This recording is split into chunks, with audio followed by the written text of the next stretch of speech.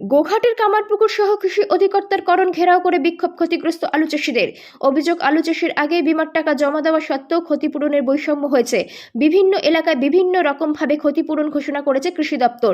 কেন ক্ষতিপূরণে বৈষম্য করা হবে সেই অভিযোগ তুলেছেন চাষিরা।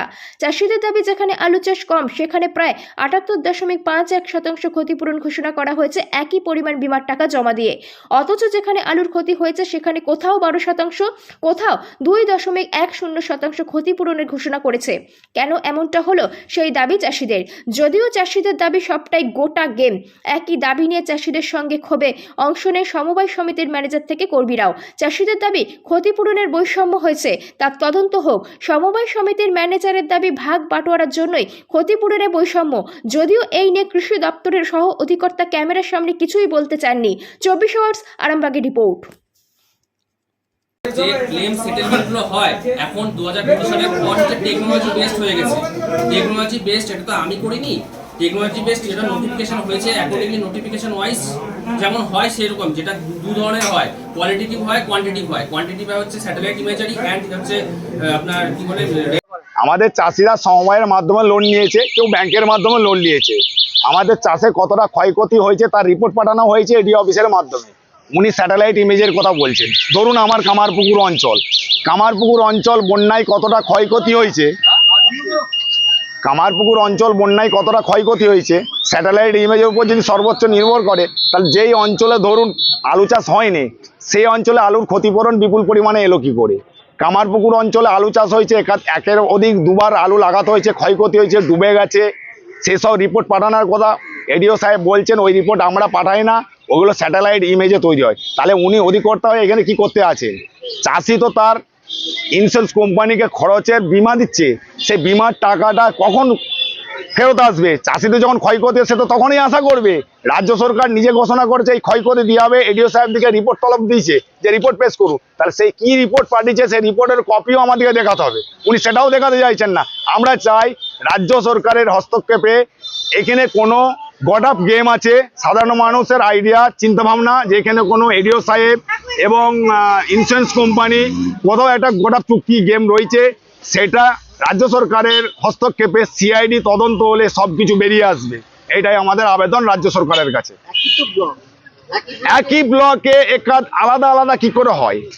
এটা তো একদিনের বৃষ্টি নয়, 10 মিনিটের বৃষ্টি নয়, একটা নিম্নচাপে একটা ব্লকের 5টা জায়গা 5টা অঞ্চল আলাদা আলাদা ক্ষয়ক্ষতি হতে পারেনি। এটাই আমাদের জানা।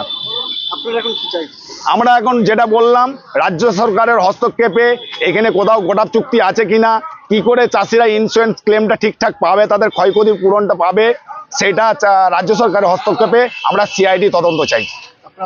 আমার নাম সিদ্ধেশ্বর ভট্টাচার্য, কামারপুকুর। মানিকচন্দ্র পাল। আমার কামারপুকুর অঞ্চলে আনুর গ্রামে বাস। আমার 5 বিঘা জমি, 5 বিঘায় আলু লাগিয়েছিলাম।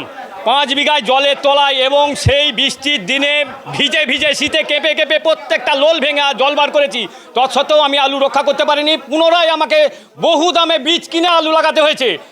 আমার পাশের গ্রাম কুমারগঞ্জ, আমার পাশের অঞ্চল কুমারগঞ্জ অঞ্চল, সেই অঞ্চলে যেখানে আলু চাষ নাই বললেই, পার্সেন্টেজ হিসেবে নাই বললেই চলে, বোরো ধান এলাকা, সেই জায়গাতে যেখানে 78% ছাড় হয়েছে, সেই জায়গায় কামারপুকুর অঞ্চলে 12.77 এই যে পার্সেন্টেজ বিমা ছাড়, আমরা আমাদের স্ত্রী গয়না বাঁধা দিয়ে, জমি বাঁধা দিয়ে এরকম পর্যন্ত করেও আমরাকে আলু চাষ করতে হয়েছে। সেই আলু চাষের যে ক্ষয়ক্ষতি হয়েছে ব্যাপক পরিমাণে, সেই ক্ষতিপূরণ কেন আমরা কুমারগঞ্জ অঞ্চলের সঙ্গে এত বৈষম্যে আমরা নেব, সেটাই আমরা আমাদের এডিও অফিসারের সাথে আলোচনা করে আমরা জানতে চেয়েছি। উনি আমার সমিতির নাম কামারপুকুর এক কৃষি উন্নয়ন সমবায় সমিতি। সেই সমিতিতে আমরা যখন যেদিন রাত্রে বৃষ্টি হয় তারপর দিন সকালবেলা আমরা ওই সময়ই আমরা সমস্ত জায়গায় রিপোর্ট করছি। এডি অফিসে, বিডিও অফিসে, কৃষি অধিকর্তা অফিসে, সমস্ত জায়গায় আমরা রিপোর্ট করেছি। তারপর দেখা গেল যখন আলু কপ কাটিং করতে এলো, ইন্স্যুরেন্স কোম্পানির লোক, আমাদের ইন্স্যুরেন্সের দায়িত্বে আছে বাজাজ আলিয়ান, সেই ইন্স্যুরেন্স কোম্পানির লোক, আমাদের সমবায় সমিতির কর্মচারী, কৃষকরা মাঠেতে 10/10 আলু কপ কাটিং করে দেখে যে আলু হয়েছে মাত্র 10 কেজি, কোথাও 11 কেজি। এত কম আলু, নিম্নমানের আলু হওয়া সত্ত্বেও স্যার সেখান থেকে ছবি তুলে নিয়ে যাওয়ার পরেও আমাদের বেলা ছাড়ের এত বৈষম্য কিসের? যদি বলে স্যাটেলাইটে আমাদের জমি সাদা ছিল, অন্য অঞ্চলের জমি ডুবা ছিল, সেই ছবি আমাদেরকে দেখাক, আমরা ঘাড় নিচু করে চলে যাব।